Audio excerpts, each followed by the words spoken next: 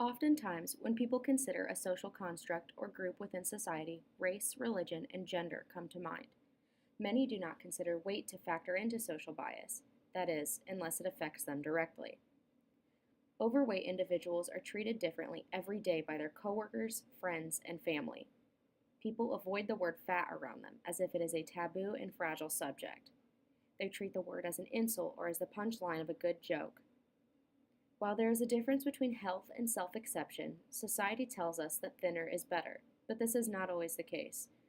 Especially for those suffering from disordered eating, this projection from the world can be detrimental for self esteem. For example, Insatiable. This is a series produced and written by Netflix about a girl who has her jaw wired shut due to injury, causing her to lose an immense amount of weight. The movie has received much controversy due to its implications of fat shaming, romanticizing and glamorizing eating disorders, and neglecting the reality of these issues. The series goes to show how much better her life is after becoming Well, thin what and happened to mocks her settling? past self.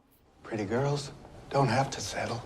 Furthermore, those who are overweight are treated unfairly by industries alike. Within health insurance policies, there are often health screenings or questionnaires. Individuals who smoke, drink, or do not work out regularly can lie about this information on the questionnaires. But on the other hand, people cannot lie about their BMI.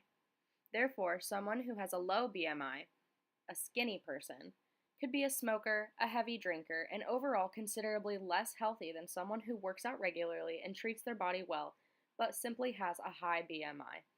Having high fat levels does not always mean a person is unhealthy, but society tells us skinny is healthy. This construct, again, can be unhealthy. The plus size clothing industry is also an example of this weight bias in society. Plus size clothing has a much smaller selection than normal clothing and is often made specifically for certain body types. On the other hand, normal clothing stores often contain much variety in styles with an occasional plus size section. These sections often do not offer the same level of variety and are limited to basic clothing options. This limits self expression. Plus size clothing is also incredibly more expensive than normal clothing. While the product does contain more fabric, the difference does not necessitate such drastic price changes. Plus size does not necessarily mean unhealthy, and these individuals are essentially being charged for being bigger than the norm.